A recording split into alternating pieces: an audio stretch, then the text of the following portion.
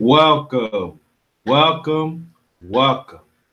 Got another powerful one for y'all. One of my heroes. First thing foremost, welcome. Good afternoon, family. Welcome. The Darkness Awakens channel. Subscribe and like. Let's get them likes and the views up. All my live streams and my videos. Hit the bell when I come with the powerful live stream or video.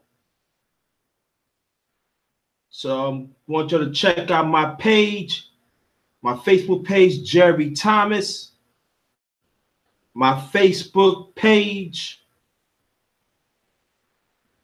JT MVP, Thinking for Ourselves, my Twitter account, all in caps, at JT44, and my Instagram account, JT Blackstar. I got a good one for y'all, family. I got a good one. This person is the first African-American film director. His name is Oscar Devereaux. Micheaux was an African-American author, film director, and independent producer of more than 44 films. Born January 2nd, 1884, Metropolis, Illinois, died March 25th, 1951 in Charlotte, North Carolina. The spouse that the first wife he married was Alice B. Russell, 1926 and 1951. I mean, that's his first, I'm sorry. And the second one, Arlene McCracken, 1910 and 1917. And the books that he read is the Conquest of the Negro Pioneer, The Homestead. You're really right. The Homestead, a novel that was published in The Conquest was published in 1913. The Homestead. Let me read it again. The novel of 1917. The Fortress Note, 1915, The Case of Miss Wingate,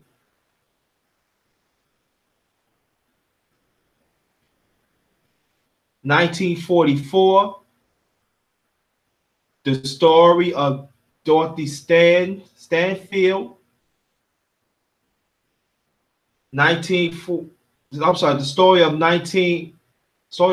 Dorothy, yeah, let me, that's messing up. The story of Stanfield, based on a great insurer, swindle, and a woman. He did that in 1946. The Massaway, a historical novel, 1947. The Wind from Nowhere,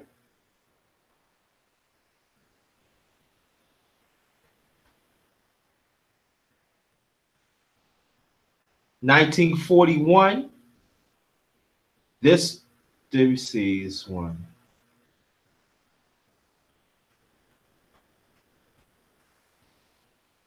Oh, The Fortress Note. That was in they published that in Chinese. Must have to be the same year. And the Conquest. So he did most of his novels. He did with he was a director and a producer of most of his novels. And what we're going to do, we're going to read about of his beginning years.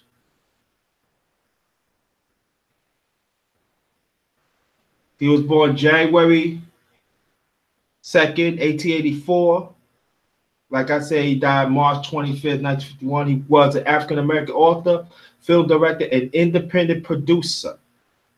More than 44 films. Author, the short-lived Lincoln Motion Picture Company was first movie company owned and controlled by black filmmakers. Yes, interesting. Micheaux was regarded as the first major African American features filmmaker as a prominent producer as race films has been described as the most successful African American filmmaker of the first half of the 20th century.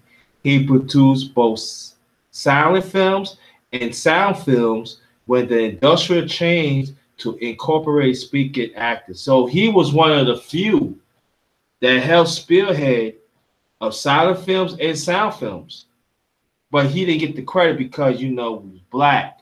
So back then, it was really controlled by Jews. And a lot of them, they did not look to us as being prominent actors, even producers. So you have to understand one thing, fam, what he had to go against. And so this is very extraordinary. When I did a book report on this and everything, it really stands out that as a quiet man he stood up and kept on doing that. So this is very, very, it's to me it's just extraordinary how this man, how he has stand up to white supremacy. Okay. He was the fifth born child to Calvin and Bella Micheaux, who had total of 13 children. In his later years, Micheaux added an E to his last name. His father was born a slave in Kentucky because of his surname. His father's family appeared to have been associated with French descended settlers. French Huguenot refugees had settled in Virginia in 1700. Their descendants took slaves and west when they migrated into Kentucky after the American Revolutionary War. That is very interesting. In his latter years, Micheaux wrote about social oppression he experienced as a young boy. His parents moved to the city so the children could receive a better education. Micheaux attended a well-established school for several years before the family eventually ran into money troubles and they was forced to return to the farm. A discontented Micheaux became rebellious, and his struggle caused problems within the family. His father was not happy with him and sent him away to do marketing in the city. Micheaux found pleasure in this job because he was able to speak to many people and learn social skills that he would later reflect in his films. When Micheaux was 17 years old, he moved to Chicago to live with his older brother, then worked as a waiter. Micheaux became dissatisfied with that he viewed as his brother's way of living the good life. He rented his own place and finally worked in the stockyards, which he found difficult. He moved from the stockyards to the steel mill, holding down many different jobs. After being swindled out of $2 by an employer agency, Micheaux decided to become his own boss. His first business was a shoe shine stand, which he set up at a white suburban barbershop, away from the barber patient. He learned the basic strategies of business, started to save money. He became a Pullman porter on a major railroads. At that time, considering prestigious employment for African Americans. Now, I'm gonna stop right here. Now, if you notice the Pullman porter, that's A. Philip Randolph. He started a union of a Pullman porter. So understand back then, that's the only job that really was paying well for us. So A. Philip Randolph started this union of this Pullman Railroad thing back then. Later on, like in I said, almost 50 years later, of the civil rights movement, not Dr. Martin Luther King, he was a part of that too. So I just want to drop that note on that. Be, at that time, considered prestigious employment for African Americans because it was relatively stable, well paid, and secure, and it was enabled traveling and interaction with new people. This job was a formal education for Micheaux.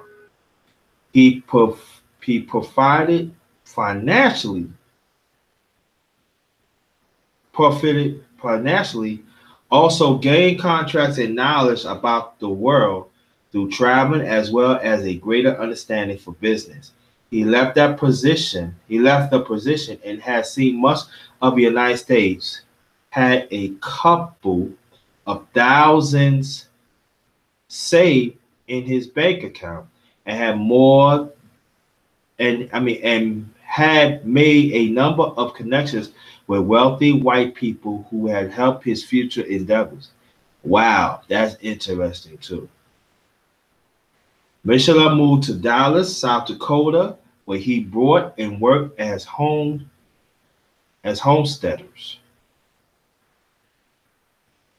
His experience inspired his first novel and films. His neighbors on the frontier were all white. Wow. Some recall that Micheaux rarely sat at the table with his white neighbors. Micheaux' years as a homesteader allows him to learn more about human relations and farming. While farming, Micheaux wrote articles and submitted them to the press. The Chicago Defender published at his early. That's very, very rare. Very rare. Now, Michelin, now we go into his writing and film career. Michelin decided to concentrate on writing and eventually filmmaking a new industrial. He wrote 7 novels. 1913, 1,000 copies of his first book, The Conquest, the story of the Negro homesteader, were printed. He published the book anonymously for unknown reasons, based on his experience as a homesteader and the failure of his first marriage. It was largely autobiographical. Although character names was no, although character name had been changed, the pronastic is named Oscar Devereaux. His theme was about African Americans realized their potential and succeeded in areas which has not been felt they could.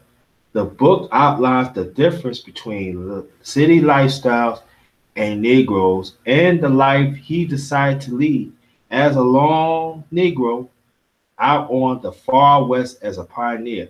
He discussed cultural adults who wanted to accomplish and those who see themselves as victims, injustices, and hopelessness, and who do not want to try to succeed, but instead like pretenders to be successful in living the city of lifestyle and poverty. He had become frustrated in getting members of his race to properly the frontier to make something of themselves with real work and property investment. He wrote over 100 letters to fellow Negroes in the East beckoning them to come west, but his older brother eventually took his advice. One of Michelot's fundamental beliefs was hard work and enterprise. Enterprise would make any person rise respect and prominence no matter his or her race.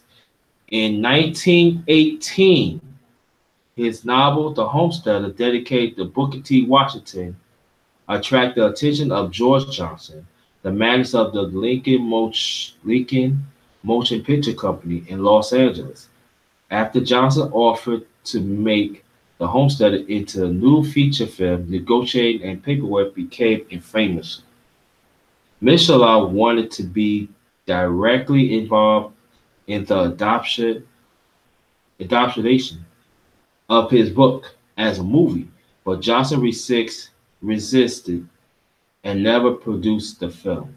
Instead of Michelot founded the Michelot Film and Book Company in Sewell City in Chicago. Hmm. Its first project was production of The Homesteader as a feature film.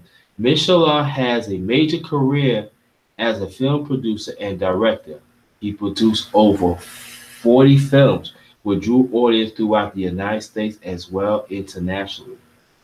Michelot contracted wealthy white connections from his early career as a porter and stock code for his company $75 to $100 a share. Wow, that's rare for us. Michelot hired actors and actresses to decide to have the premium in Chicago. I mean, had to have the premiere in Chicago. The film and Michelin received high praise from film critics. One article credited Michelin with a historical breakthrough, a credible, dignified achievement. Wow. Some members of the Chicago clergy criticized the film as ambitious. It figures. The Homesteader became known as Michelin breakout film. It helps him become widely known as a writer and a filmmaker. In addition, and director of his own films, Michelin also adapted the works of different writers for his silent films. Many of his films was open, blunt, and thought-provoking regarding certain racial issues of that time. Once commented, if it's only by present those portions of the race portrays in my picture, in light and background of the true statement that can raise our people to greater heights.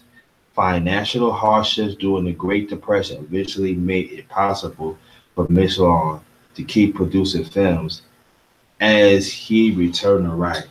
So, are we gonna go on? We're gonna go on, but I gotta say this. Despite all this was happening, he had his hands in everything. And I want you to hear the last part again. During the hardships of the Great Depression, eventually made it possible for Michelin to keep producing films. He returned to writing. So if he would have had continuing backup, if by telling how many films he could have been made, and this is a true statement of a person of what he is. He didn't sit back and feel sorry about, oh no, I can't do this. He went back to writing. And so he was still winning. And we have to understand that. You know? Even today we could apply that. Even like there's certain days don't be working, we could always go to the next day to make it work. We resilient people, and it goes to show that's what he did. And it didn't stop him. Didn't stop him. Now we will go to significant films he made. Micheaux first novel, The Conquest, adopted the film and retitled The Homesteader. That's what I said. This film met critical and commercial success. Was released in 1919. Wow. It revolved around a man named Jean Baptiste called Homesteader who fall in love with many white women but resists marrying one out that is loyal to his race. Baptiste sacrificed love to be key symbol for his fellow African Americans. He looked for love among his own people and married an African American woman. Relations between them deteriorate. Eventually, Baptiste was not allowed to see his wife. He She killed her father from keeping them apart and commits suicide. Wow. Baptiste is accused of the crime but ultimately cleared. And Olaf helped him through his troubles after he learned that she was a mulatto and thus part African, then married. This film deals with extensive with race relations. Michel's second film was Michel's second film was Within Our Gate, produced in 1920. Now this film still in files, so y'all look that up. Although sometimes considered his response to the film Birth of the Nation, that was a racist person produced that. Michelin said that he was created independently as a response to the widespread social instability following World War One. Within Our Gates revolve around main characters Sylvia Landry, a mixed race school teacher. In a flashback, Sylvia is known growing up as an adopted daughter of the sharecropper. When her father confronts their white landlord over money, a fight ensues.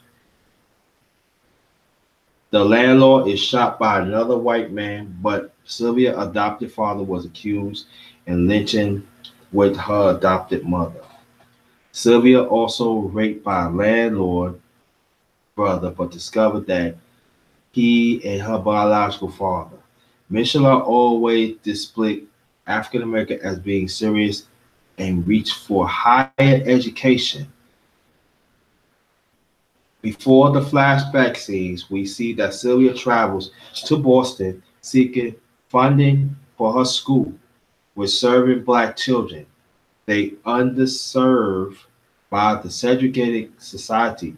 In her journey, she is hidden by the car.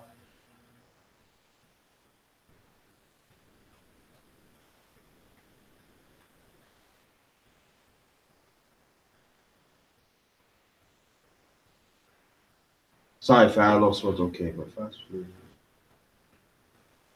She hit by a car, a, a rich white woman.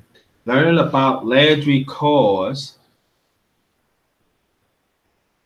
the woman decided to give her school $50,000. Within the film, Michelin displays education, professional people in black society, light skin representation, the elite status of some of mixed race people who are comprised the major of African American free before the Civil War. Poor people are represented as dark skinned and with more undiluted society ancestry. Excuse me. Mixed race people also features of some of the villains. The film is set within a Jim Crow era. It contrasts the experience of African Americans who stay in rural and others who have migrated to cities and become unbalanced. Michelin explored the suffering of African Americans in the present day without explaining how the situation arose in history. Some fear that this film will cause even more unrest within society, and others believe that it will open up the public eye to the unjust treatment by whites of blacks. Protests against the film continued until the day it was released. Because its controversial status, the film was banned from some theaters. Wow. Micheaux adopted two works by Charles W. Chestnut, which released under their original titles, The Conjure Woman, 1926, and The House Behind the Sitters, 1927. The latter, which deals with issues of mixed race and passing, create so much controversy when reviewed the Film Board of Virginia when he was forced to make cuts and have it shown. He remade the story as a sound film in 1932, released with its title Ballad Atrocraft. The silent version of the film was believed to have been lost. Wow, that is crazy. How did it be lost? How it is be lost? Um, I'm gonna give the shout outs and before I'm gonna continue this powerful thing. Um, Peace to Jalen, Zeus the Flipper One. Welcome, my sister Soul Academy. Peace. Thanks for coming. Always a pleasure. My sister Sheenan. Thanks for coming. I very much appreciate it. Now we're going to continue.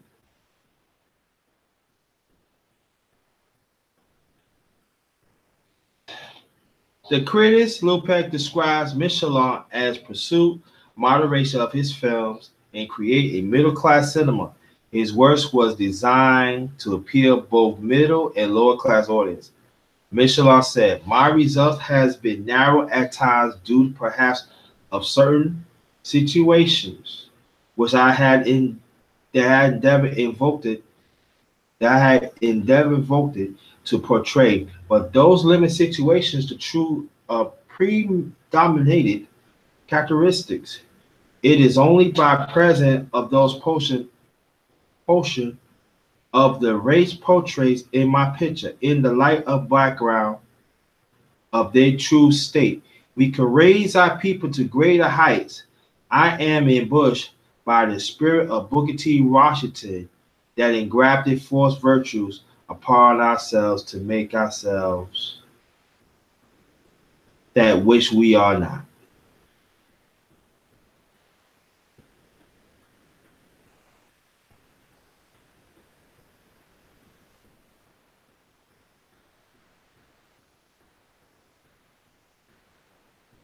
So here this man, he's been through a lot of obstacles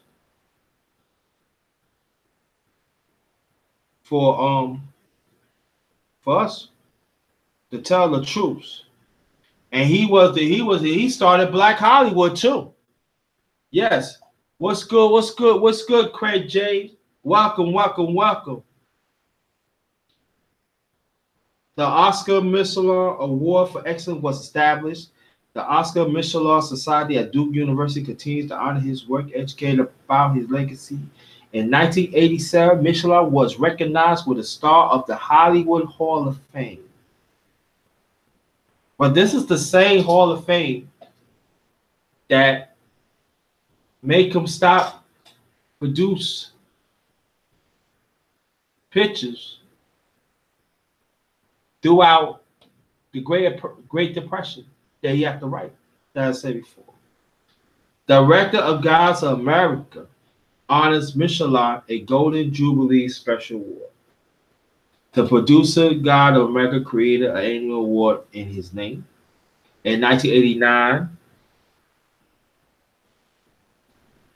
the Black Filmmakers Hall of Fame gave him a posthumous award.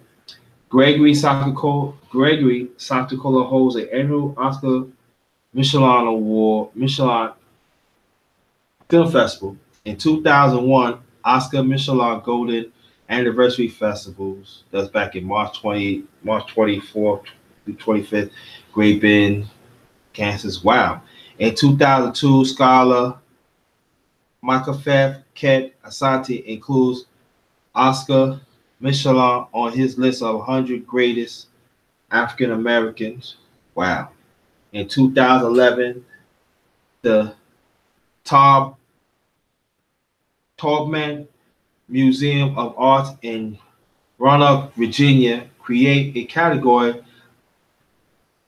donors the Michelin Society in honor of Michelin. Midnight Ramble, the Oscar Michelin and the Story of Race movies. That's in 1994. Is a document of those title refer as an early 20th century practice of some segregated cinemas of screening films for African American audience only in matinee and midnight. The document was produced by Pamela Thomas, directed by Pearl Bowser and Beto Crane, and written by Clyde Taylor. It was first aired in the PBS show The American Experience in 1994, released in 2004. On January 19, 2014, Blockstar Music television preview The Cesar of Black Hollywood, a 2014 documentary of film chronic the early life and career of Oscar Michelin, using Liberty of Congress archives footage, photos, illustrations, vintage music.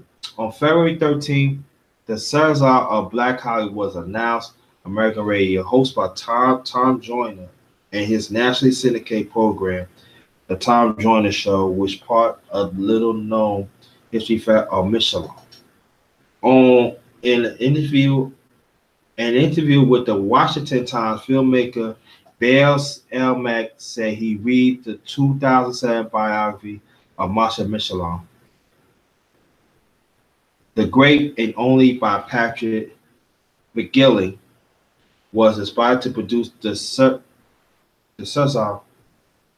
of Black Hollywood because Michelin like mirrored his own. Mack told the Huffington Post he was shocked in spite of Michelin's historic significance. There was visually nothing out there about his life. The film executive producer, Francis Presley Rice, told the Sun Cinnamon that Michelin was the first indie movie producer. Oscar Michelin, the Saw of Black Hollywood premieres on September 26, 2014 on the annually Association for Studies of Life and History. Now I remember I seen this because this was on PBS. I remember that. This was on PBS, but they didn't really show it all that much. But I remember looking at that. So we see that here's this person against everything that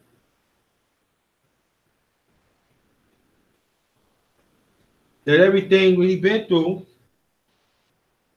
he kept on pushing on, and he laid the groundwork for the rest of the black producers, no matter if it's the black man or the black woman. And I find out throughout the years, they don't, especially our people, we don't mention him a lot that we should, you know? And that we should do for more. So it does resonate, the movie of the Black Panther that is all black, there's all black stat. And we should pay homage to that. It made over 192 million box. They said it was the 5th best. But I really want to do a story by him because, like I say, he's one of my heroes. And he's not mentioned by cinema. He was one of those that could do films of silent films and sound films. And that was very unheard of a person of African descent. And plus he was like around white people, and they've helped funded what he wants to do, and he kept on writing, and his writing was very prominent in our community years after he passed. When he died in 1951, and but he kept on pushing. He refused to lay down, not saying, "Oh yeah, I know we have issues, but I'm not gonna say nothing." But he was very front and blunt about it, and he talked about race relations, and the truth about it. And that really resonate with me, and to our humanity. No, there's a lot of people doing autobiographies about this man that we need to look at, and that's very heroic. It really is, and we need to pay homage to this man. We need to put some respect on his name. Let me rewind that back. We need to put some respect to his existence. We need to. Now he got all the accolades later on, but he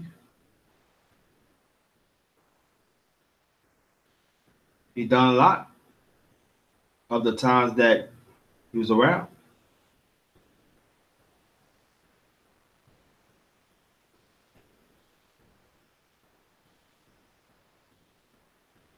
Done a lot.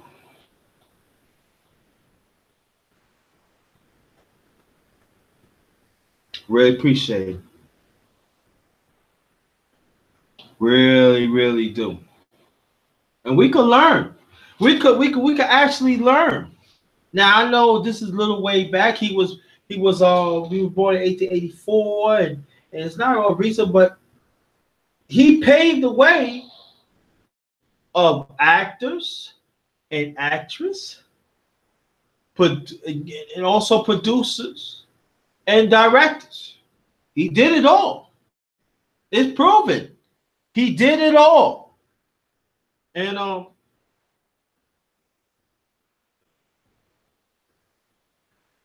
we definitely got to pay homage to oh, okay, I forgot to read this. Okay, here you go. Micheaux died on March 25th, 1951 in Charlotte, North Carolina, of heart failure. He was buried at the Green Bend Cemetery in Great Bend, Kansas, the home of his youth. His gravestone reads, "A man ahead of his time." That is appropriate type. Yes, he was a man ahead of his time. He was a man ahead of his time.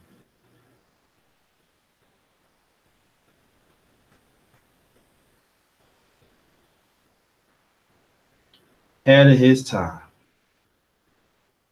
But let me see what else.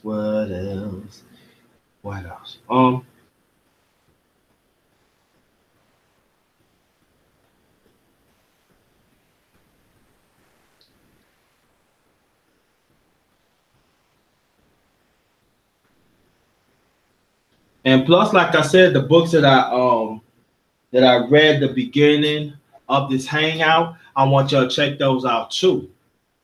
Okay, want y'all to check it out because there's a lot. He talking a lot what happened at the time, us as a people, and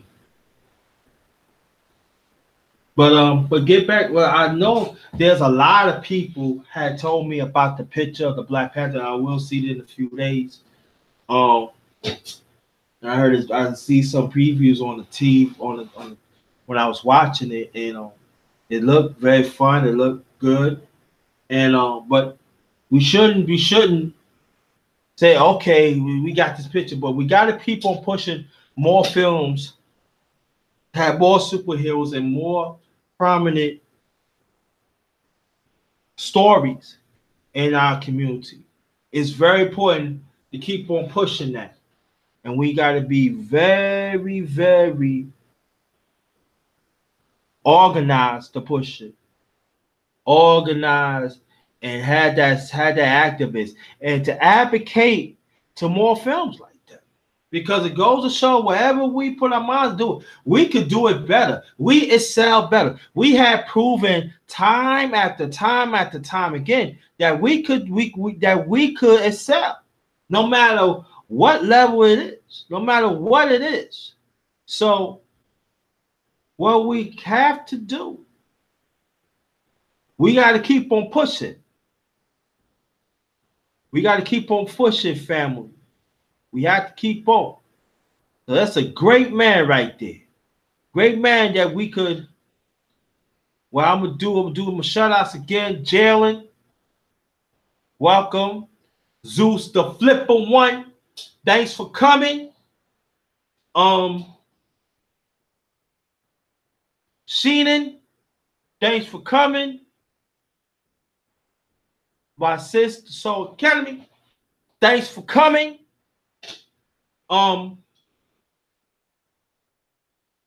Very much appreciated. I might come with another one later on. I don't know yet. Got some more stuff. I might come. I might do something. I don't know, but I might do a little something later. I don't know. It really depends how I feel. But this is a great man. This is a great man. And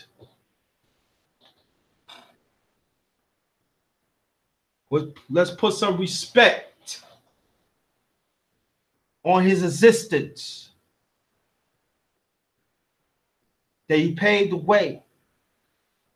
How we see cinema in a truthful form. Now I know falsified form that some people trying to trick us, but in the truthful form.